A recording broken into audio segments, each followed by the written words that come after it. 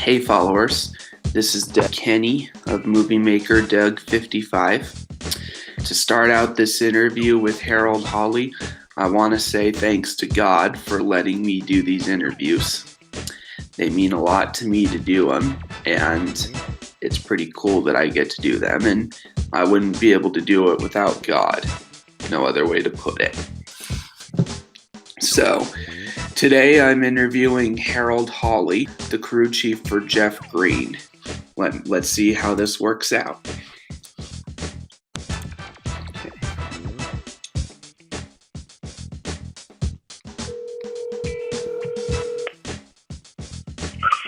Hello.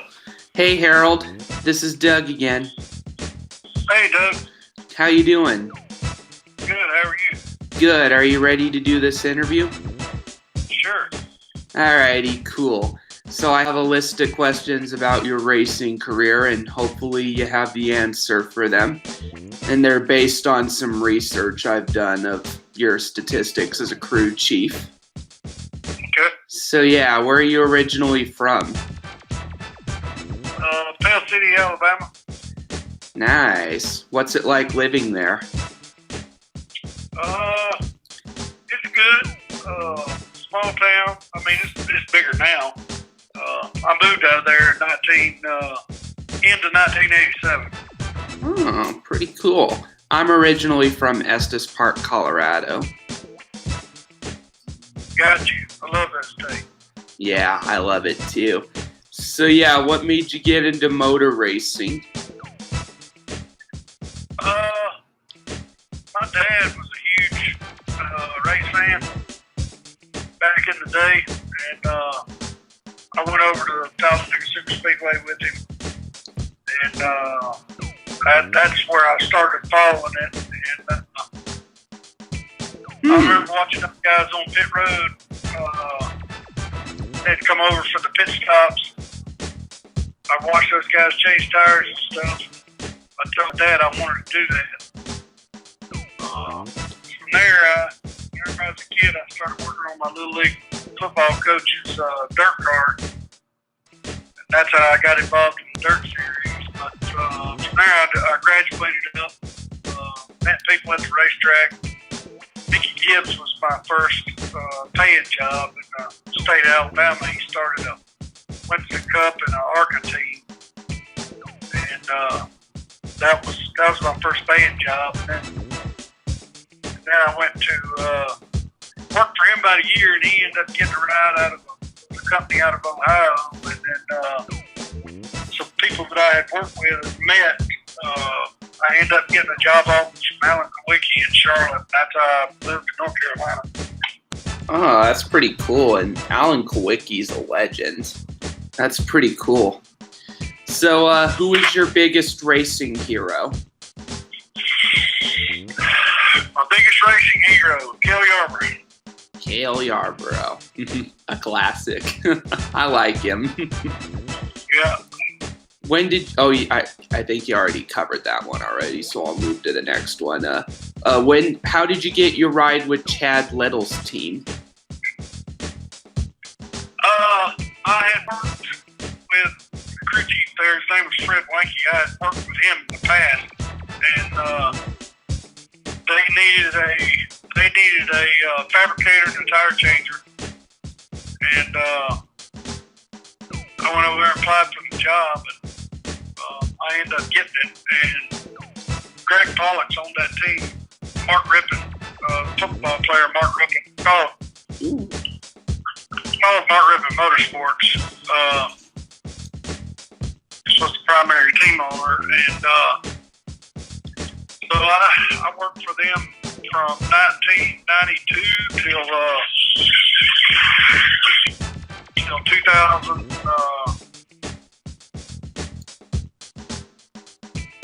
1992. 2002, maybe? Yeah. Well, I worked with Greg. He actually sold his cup team to Jack Roush in 97 with the John Deere deal.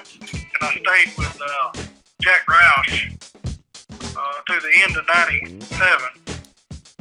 And then I went to work for another company for Joe Bessie in 1998 for a small amount of time. And Greg started another race team, and I went back to work for him. So really, I worked for him up until 2002. That's pretty cool, man. And what was your reaction to qualifying the 97 car 6th with Little at Charlotte? What was it now? What was your reaction to qualifying the qualifying 6 with Chad Little at Charlotte in your rookie season? Well, I'm trying to rewind my mind back that far.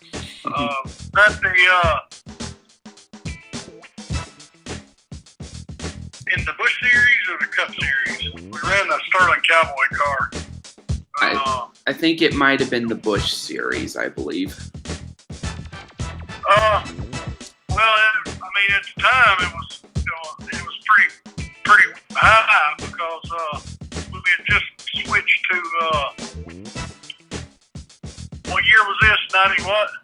I think it was 97 or 96 or something like that. 96 was the Busch Series. 97 was Cup. Alrighty, then it was 96. Yeah, 96. It was pretty positive at the time because that was that new Pontiac. Ooh. And that was that new Pontiac, and at that car,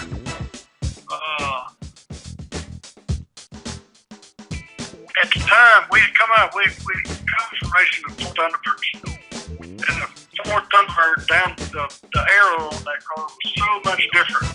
And when we went into the Pontiac, we were wind tunneling cars and everything at the time, but the understanding of what we were working with was, it was new and kind of vague. So it took us a little while to get a handle on it. But basically, to make a long story short, the Pontiac was so much more rear-loaded downforce wise over what the Ford Thunderbird was. Once that we figured that out with the Pontiac, that's when we got rolling. But when we first started that year, we had a tough time with it because the car was so much different aerodynamically that our setups was all Ford generated from the year before, and it took us a little while to get a handle on it. But once we got a handle on it, I don't think we finished out of the top 10 the rest of the year. Oh wow, that's pretty cool. It took quite a bit different setups to accommodate that thing, just because the arrow is so much different. But that being said, what I learned from that transition from the Ford to the Pontiac, when I was racing with Jeff Green later on in the years, we went from the 99 Monte Carlo to the 2000 Monte Carlo. It was like deja vu. It came right back around. So a lot of people were having a tough time with the 2000 Monte Carlo, and I'd been there, done that. And that was the year that we just whooped them. That's awesome, man. And how'd you get your ride with Jeff Green? Is his just due after losing one late in Milwaukee. Green will win here in Myrtle Beach. LaJoie settles for second, and it's a heartbreaker for Jason Keller, who has a flat tire with 2.5 laps to go. Mike Hogwood. Well, we're waiting for Harold Hawley to climb down off the pit box here, but this, as you can see, is one excited group, one excited team right here. Let me grab Harold over here. Harold, high-fiving on his team. Congratulations on the win. A bittersweet victory for you. Yeah, I tell you what, after our qualifying effort today, I thought it was going to be a hard time, but we knew we had a good race car. We just had an early draw, and it showed, though. Jeff come back. I hate it for Jason because Jason had a good hot rod. I tell you what, this Progressive Motorsports team, I can't. Hot rod's out there having a good time. I tell you what, Clean X is doing an awesome job for us. This year's been so great. This team, we've been down a couple of times, but they keep digging. Every time they get knocked back, they dig back a little bit harder. I just want to give this to all the guys. They're great. I tell you what, it's the greatest team I've ever worked with. Jeff Green's the most awesome race car driver in the world. Well, excitement down here, and certainly Jeff Green due the racing gods with him tonight. Jeff Green has had himself some interesting finishes. He was second at Daytona this year. Then he won at Nashville. He was second at New Hampshire. He was second at South Boston. He was second at Milwaukee. He finished third in Texas. But now he's gotten himself another win, Larry Mack. And I tell you, with the misfortunes of his teammate, Jason Keller, who just had an awesome race car, especially that last run.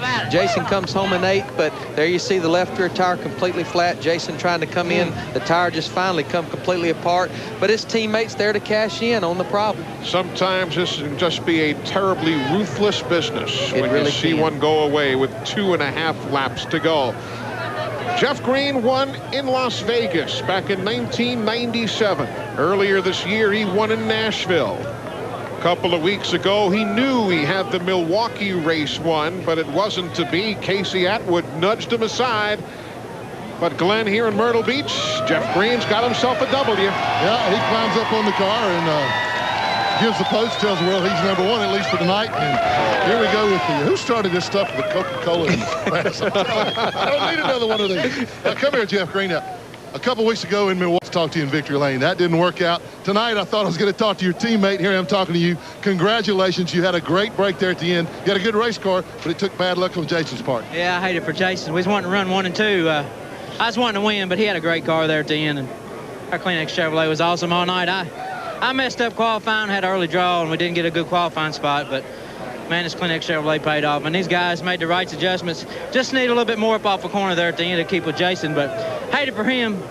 God bless, man. This is a good one for last week, man. This pays off for us. Well, Dale Earnhardt Jr. had problems tonight. Now, you missed a race early in the year, but still you're running a strong third in the series, in the chase for the series title. You still got a shot at that thing, even though you missed a race. Well, we do, Glenn. We're not going to give up to Homestead the last lap. We keep winning races. We get the most points, so that's why you win championships. That's what we're going to do. Well, if anybody can do it, Jeff Green can do it. I tell you guys, he's been one of the most consistent performers in the NASCAR Busch Series over the last couple months. We had given you some of those numbers before, and he came in 285 points down to Dale Earnhardt Jr. That margin will narrow up here at Myrtle Beach. We're back with the final numbers as TNN Motorsports continues.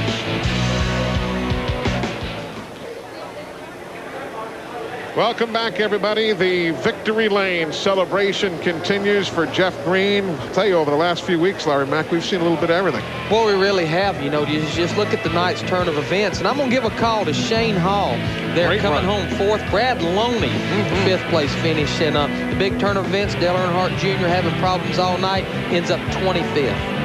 Other names you see where they finished. Justin Labonte, a great run in 14th. There's where Earnhardt Jr. came home in 25th. All sorts of problems. Not a good night for Casey Atwood. He has to settle for 29th position. And there you see the drivers who went out into the garage area fairly early in the day. Quick look at the point standings for the NASCAR Busch Series. Now it's only 62. The point spread had been 139 coming in. So Matt Kenseth by finishing 3rd and Earnhardt Jr. in 25th. It narrows up a whole lot. Larry Mack, have a good run next weekend in Pocono. A thank you to Larry McReynolds, to Glenn Jarrett, and to Mike Hogwood. I'm Eli Gold, congratulating Jeff Green. The crew couldn't believe it, but yes, you're heading to Victory Lane. Don't forget, folks, coming up next, Steve Evans, Brad Doty, Pennzoil World of Outlaws, the Mopar Kings Royal next from Eldora. We'll see you next time.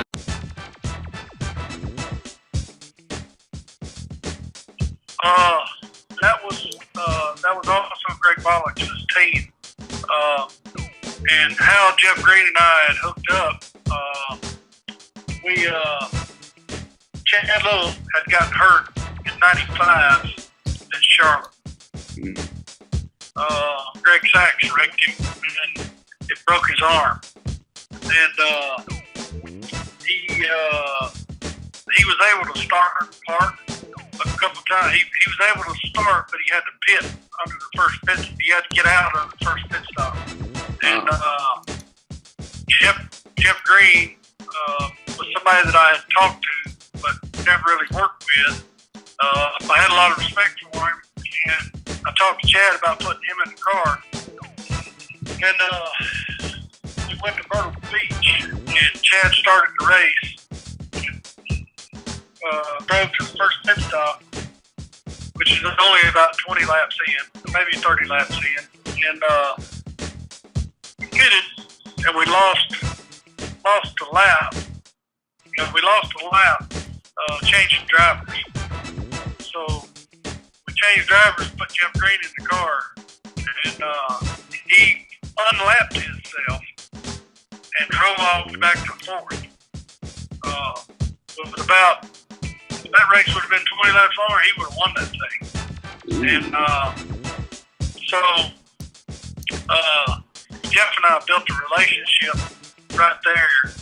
And then in 98, I was working for Greg. Jason Keller was driving his car. At that time, it was called PPC. And he wanted to start a second team. So when he wanted to start our second team, originally they had Tim Fiedler slated to drive the car, but there was a conflict of interest with the sponsor, and so we had to find somebody else. And as soon as they asked me about it, I knew exactly who I wanted, and it was Jeff Green. And so I went to try to find him, and he had just got out of his ride with Felix Sabatos. And actually, I tracked him down in Kentucky. He was in a tree stand deer hunting, and I tracked him down deer hunting, and that's how we got it. Nice. And so working with Jeff Green was pretty cool. You enjoyed it? Oh yeah. Yeah. That's great to hear. Yeah, we had a pretty good run. Yeah, that's 3 years that we worked together. We finished second in the Busch Series points in '99, and we was a new team, so we didn't have any points from the previous year. So we finished second at Daytona right out of the bat, and we went to Rockingham, and it rained out qualifying. We were fourth quick in practice, and it rained out qualifying. When it rained out qualifying, we didn't have any points for the previous year, so we missed that race. Each other, each spot here means a lot. You see McLaughlin right there on the purpose. 2 to go for them. Now Jeff Green's about 2/3 of a lap in front of that pack, and here he comes around for the white flag. Looking for his second Busch Series triumph. Atwood in second. Alone in third is Keller. Big battle for fourth. That fourth place battle just took the white flag. Owensboro, Kentucky. Jeff Green, youngest of those 3 racing brothers, is going to get his second Busch Series win. Checkered flag on Green. Atwood is second. Keller will be third. Here's the race for fourth. Bodine tried it, couldn't get it. McLaughlin could not get Purvis. They crossed the line just the way they did the last 20 times around. Wow. Chemistry. He says he's happier right now than he's ever been in a race car. This team has really gelled. They have really come together. They have. New team this year, and just he's doing a great job of driving. They gave him a great race car. Well, Ned, I was wrong at the top of the show. I said at the end of the day, the only car without a mark on it would be the pace car. But I don't see where Jeff Green has gotten into any of these scrapes all day. Well, you know, Sterling said that they got together just a little bit, but it's hard to see the marks on the side of that race car. Yep.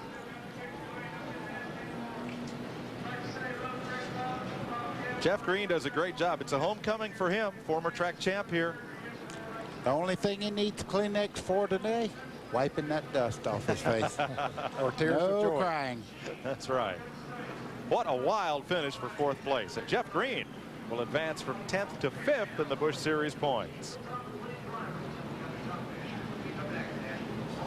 We'll be back to talk to the winner here at Nashville Speedway after this.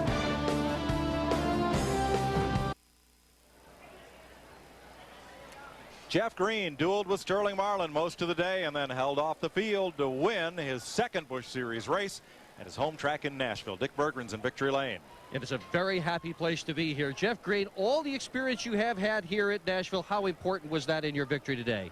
Well, I don't know. These guys pick up on it pretty good. My experience was these guys helping me. Harold Holly and all the guys, they put an excellent race car under me, and I could just stab on it every lap I wanted to. Sterling had a good car, but we was a class field today, thanks to Clean X, Scott Brand, Kroger, and everybody that helped us. Fisher Horsepower, man, that thing run good all day, and we just got an awesome race team. I think a lot of people took us lightly, but they don't take us lightly now, Dick. Have you got the right team? You struggled in this division. A lot of people thought you had the right team when you drove for Dale Earnhardt, but is the mix right now? You've seen what it did today, and it's been doing that every week. We just fell short of a couple wins here, and we capitalized on today and come home in Nashville. Finally got that guitar from Barb Hummer, and I'm going to go play it. Did you watch the Sterling Marlin wreck in your rearview mirror? Well, somebody radioed said he had a cut left flat tire, and I just got up on the inside of him, and you know, it's off. I could just get by him then, and they said he spun out. I hate it for him, but he had a great car. I love racing with those Winston Cup guys. I love beating them. So I wished he'd been there at the end, but I didn't lose. I ain't gonna lose no sleeve over not being there too. Did you guys touch in that incident? I don't know. I was trying to get up under him, you know, just like he was doing me, and he was running where I needed to be, and it was just going to be a good race. It was probably going to be a little tighter than we really wanted it to be, but my car, man, this Clean X Chevrolet Monte Carlo was awesome today. And next week's Bristol. It's my favorite track. We're going there next. So many drivers do well here at Nashville, then get on to the big league. What is there about this racetrack that breeds stars? It's slick, and it's abrasive, man. You got to take care of your car to be there at the end. And I just tell those guys, just tell me how many laps to go when I was behind Sterling, so I could just save my tires and have something there at the end. And it worked out good for us. You know, Harold's dad's been sick, so we wish him well. And I had a friend killed a couple nights ago in Charlotte. I want to say my blessings for that family, and we're simply with them, you know, and we want to wish our prayers for that family. It's a tough situation. Indeed. Uncle Bob Harmon, the guitar, your 50th anniversary as a racetrack promoter. Question is, could Jeff Green play this thing? You know how to play this, Jeff? I don't know how to play it, but I promise it's going to look good on my shelf, and we'll pick a tune every once in a while. All right.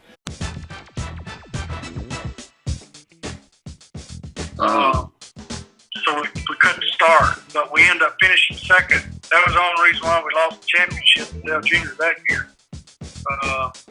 We finished second that year in the 99 Monte Carlo. And then we went to the 2000 Monte Carlo, which had the same aerodynamic characteristics as the Pontiac did.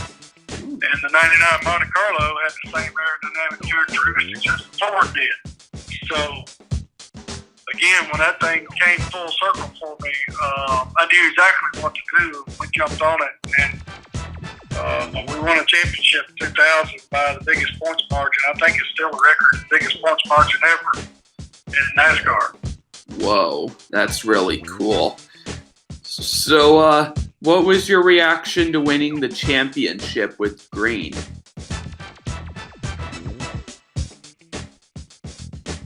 With the left side tires on his car in a desperate move to find some traction. Doing anything he can, just trying anything he can to gain on this blue car of Jeff Gordon. The white flag flies when they come out of turn 4. Lap traffic is ahead. Jay Sauter, last car on the lead lap in 13th position. The leaders will catch as they come to the line. White flag is out. One more lap in the Miami 300. Gordon's lead would appear somewhat safe, but he can't afford a slip. Well, with Jay Sauter, with these slower cars, make a difference. Mark Martin driving on the apron of the racetrack. Don't get in the dirt. There's no grip there, Mark. Half a lap to go. Jay Sauter's still up there. They go by Ron Young. That's not a problem. Turn 4, the last time they're coming up. Martin trying to catch Gordon for a final victory if he can. Here they come off of turn number 4 to the checkered flag. He's not going to be able to do it. Jeff Gordon is going to win the Miami 300 over Mark Martin in both drivers' final event in the NASCAR Busch Series. There's Jeff Green, the champion in the yellow car. He finishes third to cap off his title-winning season. A duel from pit stops at lap 129 to the checkers at lap 200. The pit crew got Jeff Gordon the lead, and he held it from there. I think that Mark Martin would have stayed in front, had his pit stop, gotten him out there, and see a bunch of guys, happy guys, for that 24 car. Jeff getting the job done. He gets the lead on the pit stop, leads to the finish for Jeff Gordon. It would be his first win of the 2000 Busch Series season and his 5th career victory. He takes it unofficially by 0.24 seconds over Mark Martin. Less than 0.3 of a second between the two. Here are the unofficial results of today's race. See Jason Keller with a solid 4th place run. Top 10s for youngsters Jimmy Johnson and Hank Parker Jr.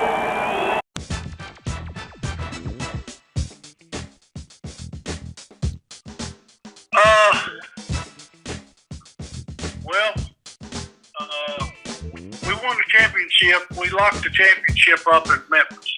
There were still 4 races to go, and we locked the championship up. And I remember riding around in the back of the truck in Memphis.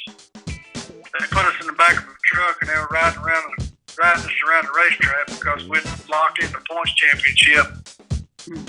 I was just kind of staring around there, and Green was staring at me, and he goes, "Hey, why you got such a long face, man?" He said, "We're champions." I said, "Huh?" I said, "It ain't even over yet."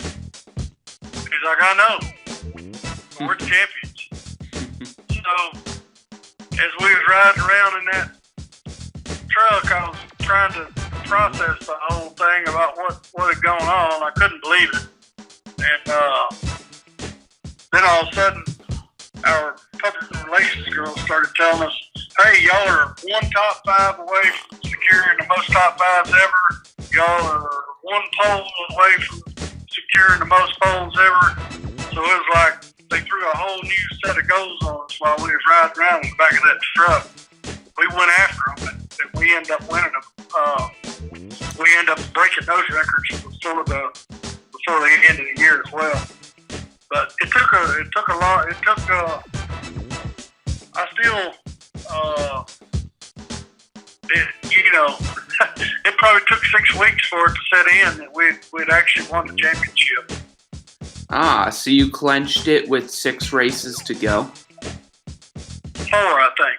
4 races. 4. It might have been 6. I thought it was 4. I might need to look into that. But there was a similar year in 2006 where Kevin Harvick had such a good season, that Busch season, that he locked up the championship with like several races to go. I think it was at the Charlotte race in autumn. That was pretty cool. Oh yeah. Yep. They were really dominant. Yeah, they were. No other way to put it. And didn't Jeff have a rivalry with Kevin Harvick in the Busch Series? Oh yeah. What was that like for the team?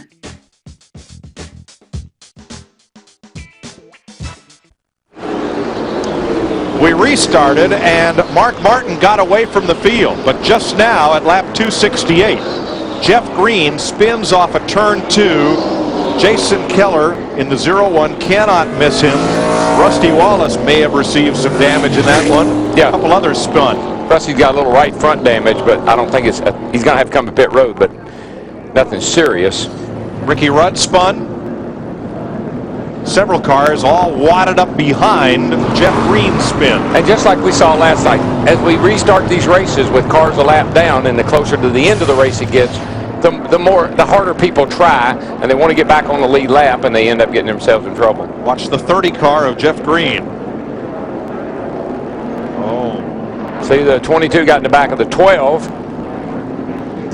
Harvick gets in the back of his teammate Jeff Green in the 30 car. Of course, again, we've talked about it all night. Then the chain reaction breaks out. Now, from the chopper, you'll see the initial contact up in this area, I believe. Yeah, the 22 gets into the back right there. And I've got to think that he said, "Look, 12 car, how many laps down are you?" I mean, Ryan Newman's 89 laps down.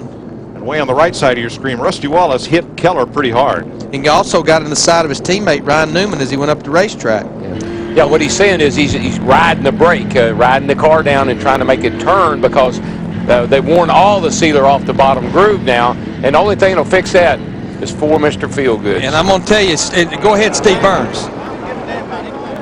guys, Jeff Green just made a beeline to his teammates pit. Kevin Harvick in the 29 and started poking his crew chief Todd Berry in the chest. The team owner Richard Childress finally came up and grabbed Jeff and tried to get him calmed down. He's headed back to his race car. Green flag. Jeff Gordon, front of the field. Bill Elliott, Ward Burton, Kevin Harvick, Bobby Labonte on the restart. What I was going to say about Jimmy Johnson telling Chad Knaus I'm using my brake pedal to help it turn, that's a devil's advocate, because what that's going to do is put more heat in the front tires, make the front air pressure go up. That's going to hurt the turning. You can't fix it that way. No, and that's kind of an old road course trick. You might be able to get away with that on the road course, but not on a track like this. You might want to figure another way. Kevin Harvick is up to fourth. Unfortunately, his teammate Jeff Green a round off his bumper, and Steve is with Jeff Green. Jeff, you had a great run going. We saw you talking to Todd Berry. What did you guys talk about? Todd's a crew chief on the 29, and Kevin spun me out. Ward hit the 12 getting into 1, but man, that wreck was over. We didn't make any contact. Kevin spun me out. We're supposed to be teammates, but it doesn't seem that way right now. Ward Burton slips way up the track, loses a spot to Harvick.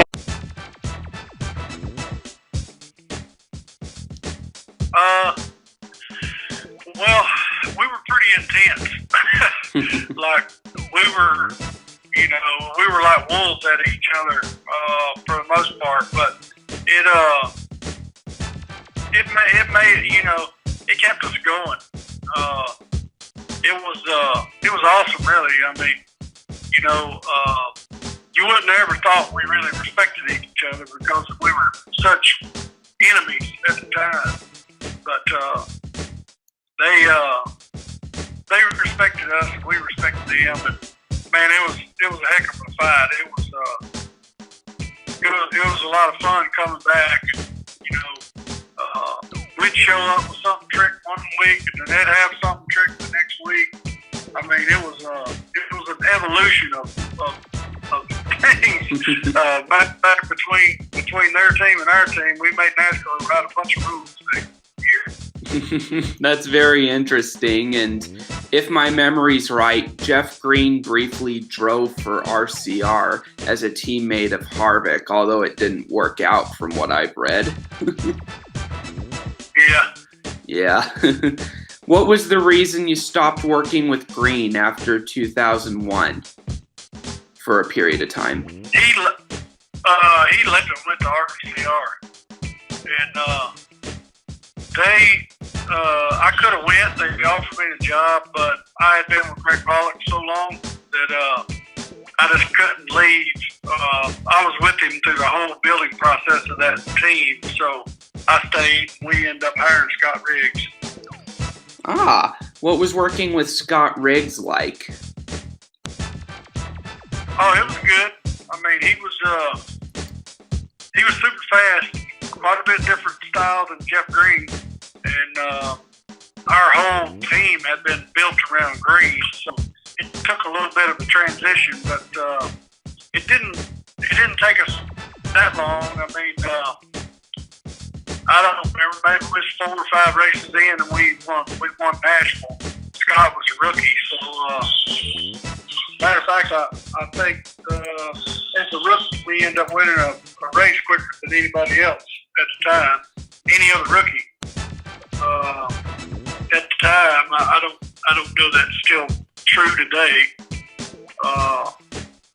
But it took a little bit of adjustment, but Riggs was a lot of fun. He and I are still good friends. That's great to hear. That's very great to hear, man. And how did you get your brief ride with Haas CNC's team to work with Green again? I had gone to, I left PPC with the intention to go into RCR. But I got up there, some things didn't look exactly the way that I felt like it needed to be for me to be successful for them. And so I didn't take it. And from there, I went to another team that didn't actually work out from a finance standpoint. And then I ended up with Renzi Motorsports in 2003 with Bobby Hamilton Jr. And we missed the championship by like 18 points that year. And I didn't come in until like 8 races into the season. He was 400 points out whenever I went there. But we ended up losing the championship to Brian Vickers by like 18 points, I think. And so I was there from 2003 till 2004 with the Team Marines car.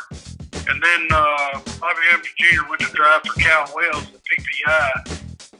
And I went up there with him in 2005. And that whole thing just didn't really pan out. And Bill Ingalls, I had worked with Bill Ingalls at Alan Kowicki's and Michael Waltrops back in the 80s, late 80s, early 90s. And Bill Ingalls was working at Haas. And whenever I wasn't happy at PPI, well, a Tide car, a 32 Tide car, they talked to me at Darlington. And so I ended up leaving PPI and went to Haas in 2005. All righty. That makes a lot of sense. And what was Jeff Green's reaction to finishing well at Bristol in the 2007 Food City 500?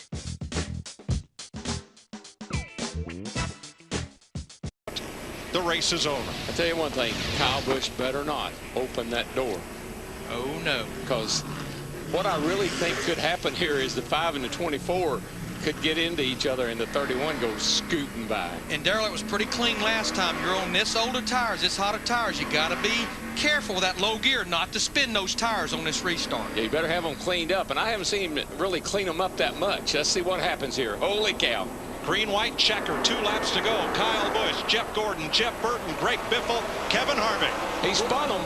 Gordon went after the lead. There goes Burton on the outside. There he gets around Gordon. Jeff Burton. I told you, I thought that 31 was laying there in the weeds. Now remember, white flag this time, 1 to go. He gets a run to the inside. I'm sure Kyle Busch will put the block on him. He better be careful down here. Uh-oh. It's okay. Hamlin's slow. No problem. Little touch. All I can say is Kyle Busch better be glad that's clear. Jeff Burton behind him. Yes, sir. A lot of give and take there. He's going to do a little bump and run here. They're going to drag race to the finish line. Yes! Kyle Busch in the 5. I'll tell you, anybody else, Mr. Nice Guy was nice to the 5 car. Spin in turn 1. Casey Mears after the checkered flag. Darrell, you're absolutely right. Kyle Busch better be glad that 31 car was behind him. Because there was a lot of give and take there. Took good care of him. Checkers, not wreckers. And Kyle Busch scores his 4th Nextel Cup victory, winning the Food City 500. That 31 car, old school racing right there. Old school car, that's the way you race a leader, with respect. Time to make the donuts.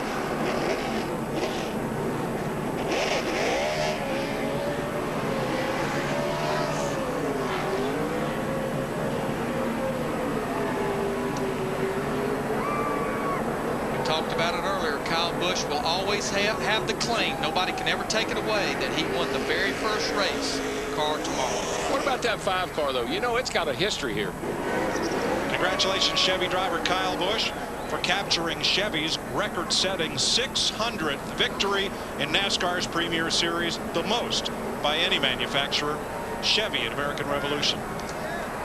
I love that.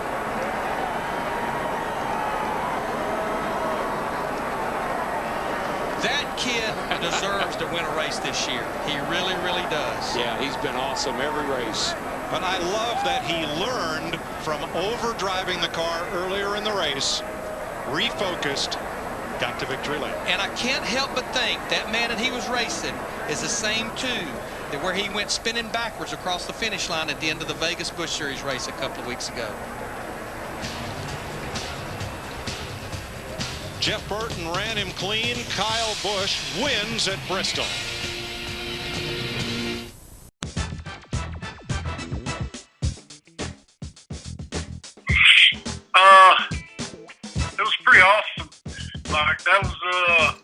first year of the COT car, and that was when we was doing 10 races in the COT car, and we had the rest of the season with a car yesterday, koi car they called it,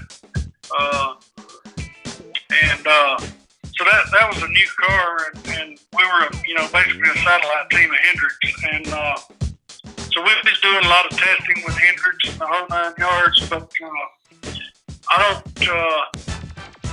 I'm pretty sure we ran that COT car 10 races, and I think we had 6 top 10s, and the other ones we broke. We had a failure. We was running second at Richmond, blew a right front tire, and then we was running second at Martinsville and blew a right front tire with that car.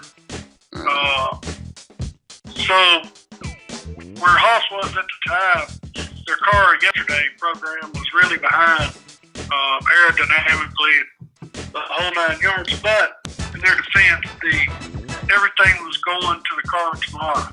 So all the investment, the R&D, everything was going into the new car and not the old car. So we were kind of just hanging on with what we had for the old car and trying to get through the year with it and putting all of our time into the COT car. So,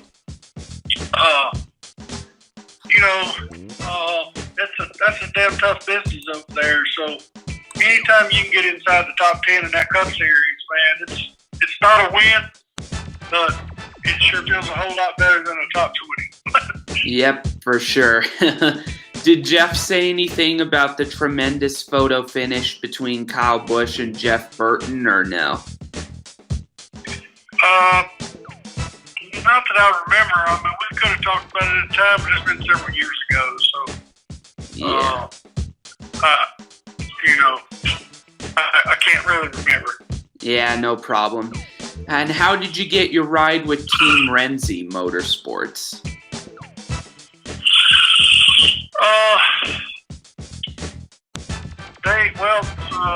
Sam Renzi was running the team at the time, and after I had left TBC, which I'd been with Greg Bollock's a long time, Sam was looking to get his team stepped up, and Bobby Hamilton Jr. was looking for another crew chief, and I had gone to work for Mr. Amick at the time. Lyndon Amick's dad owned the race team. They had an engine company, and he wanted me to come in and build some cars for him. They were having some trouble with different people saying this engine wasn't as good as that engine, this engine so-and-so. Mr. Amick hired me to come in and do research and development. He said, what I want you to do, I want you to build me some cars. We're going to run about 10, 12 races the first year. And I want to have a motor in this car, and our other teams out there with engines in, if they aren't happy with their engine and they think it's the engine's the problem, then I want you to pull the motor out of your car and put it in their car, and you put their motor in your car. And I said, okay, that's what you want me to do. That's what I'll do, and that's what I did. We switched motors with teams a few times. It proved to the other teams and owners that it wasn't an engine was the problem. So it proved its point. But anyway, in that process, Sam Renzi approached me about taking over their team and running that deal for Bobby Hamilton Jr. The Marines was a sponsor, and I had talked to the guy that his name just left me. Older, I guess my memory starts fading. Ed Renzi? No, I'm trying to think of the Marine that was there. He had retired out of the Marines. He was working as a liaison between the team and the Marines. I'm having a hard time remembering his name, but anyway, so I was just so impressed with how involved the Marines were with that team and the whole 9 yards, and that I ended up signing a deal with them. Alrighty. That's pretty cool. What was working with Jeremy Mayfield like at Evernham? I only worked with him at Haas. Oh, at Haas? They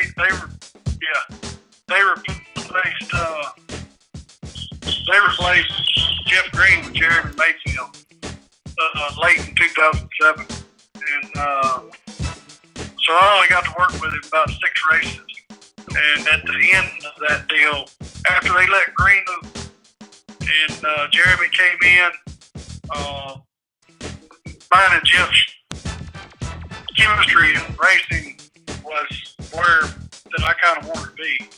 And so at the end of 2007, I left and I went to work for Rusty Wallace. Oh. Is there a particular reason why Jeff left the team, or is that kind of confidential? I can't really give you their explanations. The owners made that decision. I had nothing to do with it. Alrighty, I understand. Thank you. Yeah, I don't really understand why, why that worked out, because we weren't where we wanted to be in the points, but we were much higher in the points than that team had ever been. So we were building something, it was building up, but they have marketing things, and it could have been a sponsored thing, could have been anything. I just didn't a lot of times you just have to, you got to roll with the punches. If you fit in with the program, then roll with the punches. If you don't fit in with the program, make a change, Yep, I'm with you on that. So that's how you got your ride with Rusty Wallace's team then, was departing Haas CNC? Yep. Alrighty. What was working with Stephen Wallace like? It was awesome. He had finished 30th in points the year before, and Stephen was he's such a wide open on the gas driver that I don't seem to me like at the time a lot of coaches didn't know how to handle him at the time, but when I worked with him, man, me and him gelled out right away pretty quick, and it didn't take long. We didn't win a race, but we were in position to win. Something would happen. We'd end up getting in a wreck, or we'd break, or something would go on. Something kept us out of that victory lane. But we were in position to win a half a dozen of those things. And, we broke a few times at the end of the year. I think we ended up 12th in points, but it was quite a step up from what they'd had in previous years. But Stephen was, matter of fact, his shop's right up the road from mine, and we're still real big buddies. What is he doing today? Because he kind of vanished off the face of NASCAR over the past few years. What's he doing today? He's running a Cars tour and super late model asphalt cars. Alrighty. Pretty cool that he's building some really cool hot rods too. He builds some cars that they sell at Barrett Jackson, things like that. But yeah, that's what he's doing. He still races. He's running that Cars tour, I think. That's good to hear that he's still active. That's pretty cool. Yeah. So how did you get your ride with Richard Childress Racing in the Truck Series for 2011? So Rusty's sponsorship changed at the end of 2008, and they was having to make a big cut in things. That's obviously whenever the economy took a big tank. Yeah. And I left there. It was sponsorship stuff was the problem. It wasn't it wasn't a performance issue or anything like that. It was more sponsor related, and everybody's salaries were really getting cut major. And so anyway, that's what ended up happening in that deal. But Through another guy I knew, Joey Coulter was starting going to get into NASCAR racing. And a person that worked for them, I had done some crew chief work for him in the past, Randy Ripro. And Randy come and talked to me about going to work for the Coulters. So I went to work for them and started an ARCA team for them. And we ARCA raced in 2009 and 10. And then Joey went to drive for Richard Childress in 2011 and 12. And Mike Dillon called me and brought me up there to crew chief Joey in 2011 and 12. That's pretty cool. So what happened between Joey and Kyle Busch at Kansas, if you know?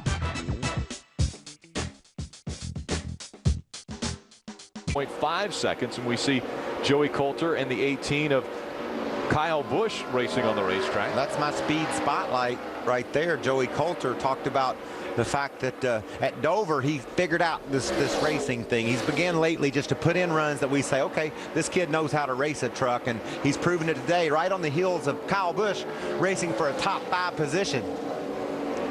Trying to break into that top 5. Coulter will have to get by the 18 of Kyle Busch to take that spot away.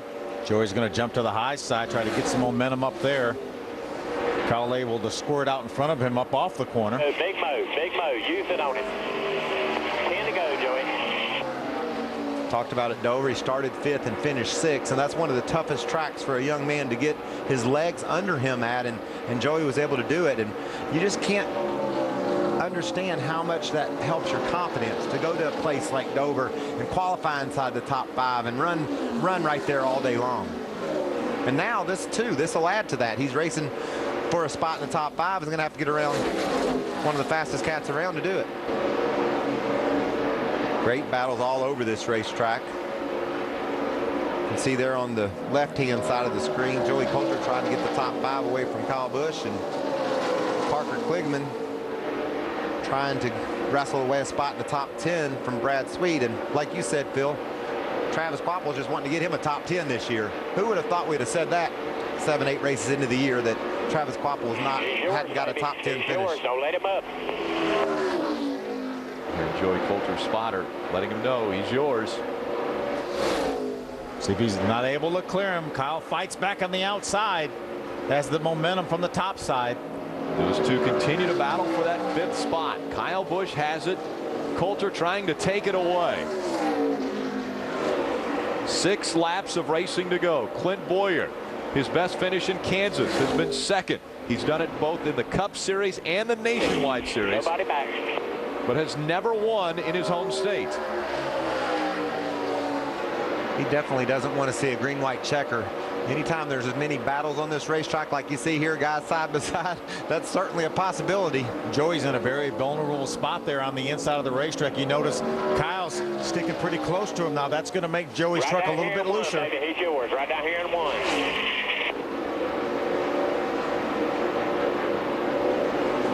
Looks pretty stable though down there. That battle for 5th continues. That time Kyle went up the racetrack just a bit higher exiting turn 2. His momentum keeps him in front of the 22. Coulter just not able to make the pass. A little bit of a bobble on the bottom of the racetrack now as Kyle Busch on the high side still has that lead over the 22 of Coulter. Every lap that ticks by, Joey gets a little bit more desperate, gets a little bit more aggressive down there, and you see that truck starting to bobble around more. That time by, Coulter got credit for being in the 5th spot as he crossed the start-finish line just ahead of that 18. And that's a big position too. There's a huge difference between finishing 6th and finishing 5th.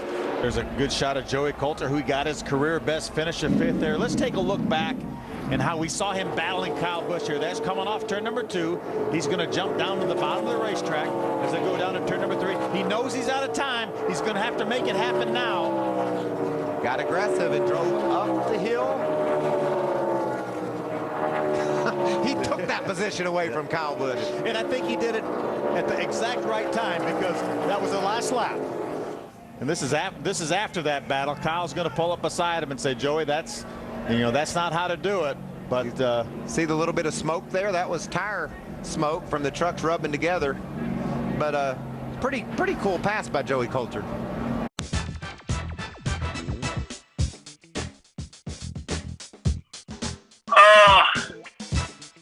You talking about when Richard punched Kyle? Yeah. That was pretty awesome. That was Joey's rookie year, and that was Joey's first top 5 finish. Matter of fact, he passed Kyle for his first top 5 finish. And at that time, our trucks were out on the roads. They were going straight from Kansas to Texas. So, those things are all sheet metal bodies, the whole 9 yards. You knock a door off, hell, you got to go back to the body shop, paint, the whole 9 yards. And after the race, Kyle was a little aggravated at Joey because Joey kind of slid jobbed him to get that top 5. And Kyle was aggravated with him, so Kyle ran up after the checker flag. Kyle drove into the door and caved the door in. And on the cool down lap, and that's what started all that mess with Richard and Kyle, the whole 9 yards. But it ended up working out. After Joey left RCR, he went to Kyle Busch. We went over there and worked for them for a year. That's pretty cool.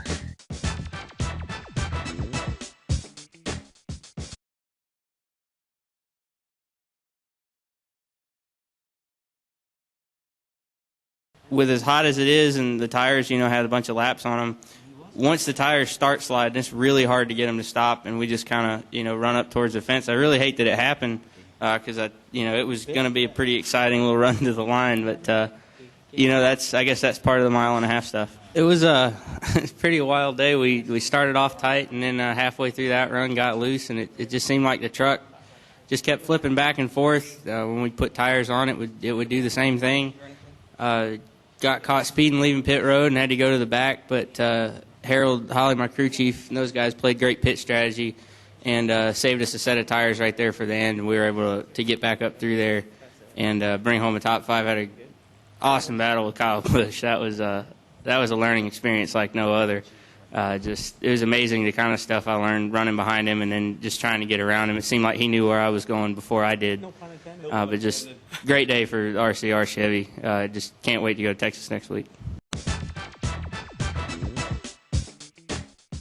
Yeah, I remember that year like it was yesterday. I was a big Kyle Busch fan, but he was very heated that year with a lot of other competitors, and I'll be the first to acknowledge that. You know what I mean? Oh, man, it's just passion.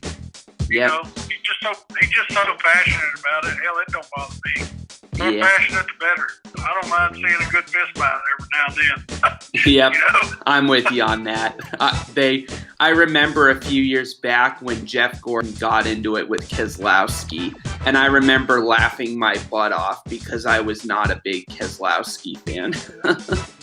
But that's just passion, and I've kind of softened on some drivers over the past few years as I mature, and I'm kind of softened on Brad a little bit. But back then, I just wasn't a big fan of his. You know what I mean? I wasn't either. Yeah. I wasn't either at the time. Yeah, and I remember saying on Facebook when Brad got into it with Kenseth at Charlotte, and I wasn't entirely the nicest person back then, so that played a role in what I said. But what I said on Facebook was, Brad talks about how he wants to punch people in the face. I'd like to punch him in the face. You know what I mean? Yeah. I said that in the aftermath of his incident with Kenseth, although I wasn't entirely the nicest person back then, so that kind of played a role into what I said and how I reacted. But yeah, I've softened about him. That's all right. Yeah. That's all right, as long as you're telling how you feel, man. Yep, I'm with you on that. So what was working with Kyle Busch Motorsports like? Quite a bit different for me. They had a system in place that was kind of difficult, really, honestly. Which Kyle's going to win races, and no matter what he's in, you know. But we just had left RCR in a program where Joey finished. We was either second, third points, and I think we I don't know. Hell, we Nelson PK. Right when we got to Homestead, there we was trying to, you know, we was in a competition for sitting on the most poles between Nelson PK and us.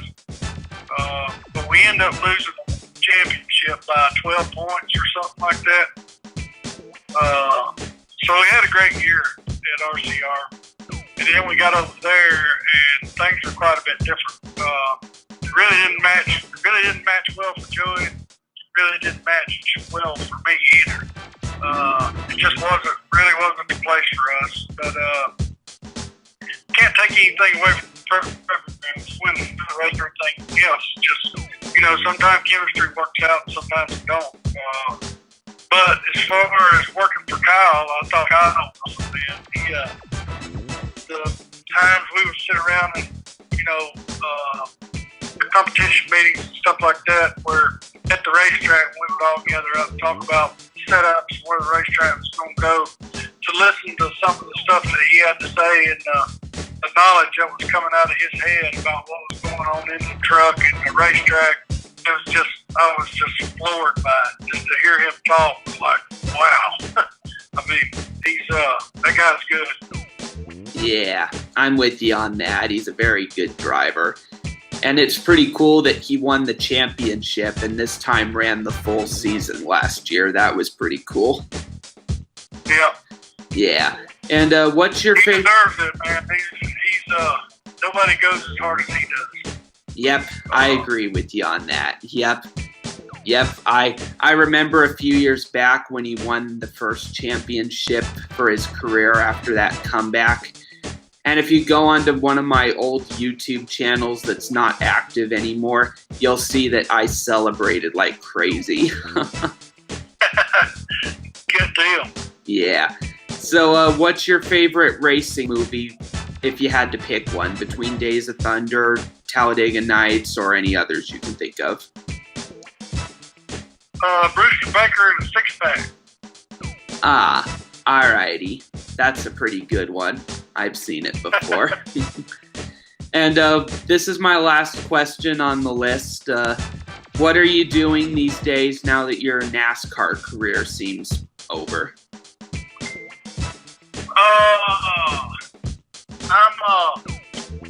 I am racing super late model dirt cars. Ah. Since I got out of NASCAR in 2015, which I worked for Kyle Busch, you know, and then I went to work for GMS. I was director of competition. And when they wanted to ramp that thing up to multiple teams, Joey was driving over there. When they wanted to ramp that thing up to multiple teams, I helped them get going in the right direction, but I just didn't want to do it, you know. I've been going at it for 30 years, and that's just, I was getting where I felt like I wanted to do something different. So Joey wanted to start a super late model dirt team, so I started that deal for him. And 2016 and 17, we raced the World of Outlaws Tour full time. 2018, we just basically money raced. They call it money racing, but we were just going to big shows and running different stuff. And but that's currently what I'm doing now. I'm still working for the Coulters. That's pretty cool. And I have one more thing that I just remembered that I gotta ask before we go. Was intentional wrecking common in NASCAR back in the 90s or 80s, or no? How do I answer that? Well, put it this way. If you needed a